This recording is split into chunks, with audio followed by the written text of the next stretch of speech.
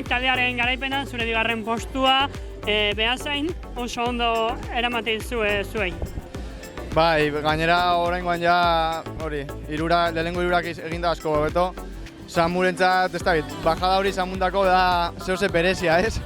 Beti ailegetan da horra eta hor faten da orden ba hori. Guretzako errez izen da, ze azkenengo jesen horre ni eta Lukas atzetik.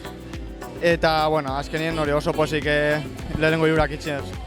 Atakatzen ere ikusi zaitugu, mandu bingora, indartzu sentitzen zinen, indartzu zaude, Bai, baina dena den gaur ez dut euki hanka honenak bez, ez?